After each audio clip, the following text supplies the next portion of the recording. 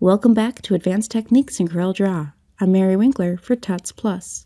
In this lesson, we'll begin to fill the cup and render the cup's handle. Starting from where we left off in the previous lesson, we're going to begin to fill the coffee cup. This is the first layer of contents and simply forms the highlight and reflection from the cup onto the coffee. Draw a circle within the coffee cup. Much like the cup, most of it will not show in our final design. But if you choose to create tea or a different drink within your cup, you'll have the techniques down in order to do so. Let's set the fill color to a light brown and outline to none. We'll need to apply an elliptical fountain fill to the circle with the inner color, the one on the right, set to a much darker brown. While you can keep it a flat color, having it as a fountain fill will give you a good basis for where to place the next part of the cup's contents in the next lesson. Like if you choose coffee with some milk in it as your contents, this would also form a good basis for that design. Use the interactive fill tool to adjust the gradient's radius. You want the lighter color to be confined to a strip of area near the edge of the circle. It's meant to act as a highlight and bright reflection within the cup. Adjust the saucer's mesh or any ellipses beneath the cup in order to give the coffee cup a bit more depth. Use the drop shadow tool to apply a drop shadow to the light brown circle.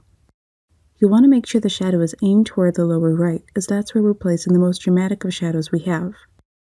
Overall, this is a fairly light illustration, whose shadows aren't terribly strong.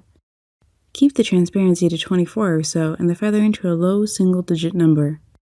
You want the drop shadow in this case to be subtle, but add a little bit more depth to the design. We'll be doing more in the next lesson to the inside of the cup in order to render its contents. Let's move on to the cup's handle. Once again, I'm going to unhide the handle from the original cup I drew for this course, so you can easily see what we're aiming at with our illustration. The placement of the handle is up to you. I've chosen the lower right of the cup, since I'm right-handed, and this is as close to where it would be if I was drinking this coffee. Using the rectangle tool, draw a small rectangle. Use the pick tool to select it twice in order to rotate it to the right, about 45 degrees or so. Place it so that it overlaps the rim of the cup. In the property bar, unlock the corner radii and fillet the two corners that do not overlap the cup. You'll want to round them out to a 1/4 of an inch radius or so. The radius of the corners will depend on the size of your rectangle, of course. You want the handle rounded but squared ever so slightly.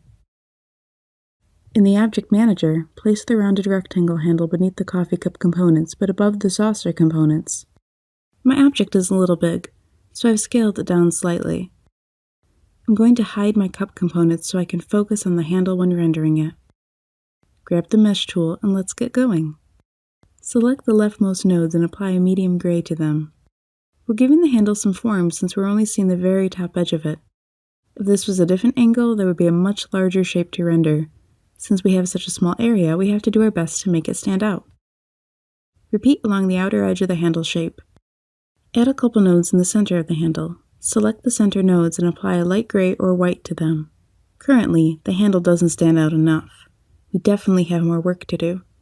Next, we need to define the handle's edge better so it doesn't blend into the saucer. I'm going to use the zoom tool to zoom in on my handle so I'm focused on it during the rest of this lesson.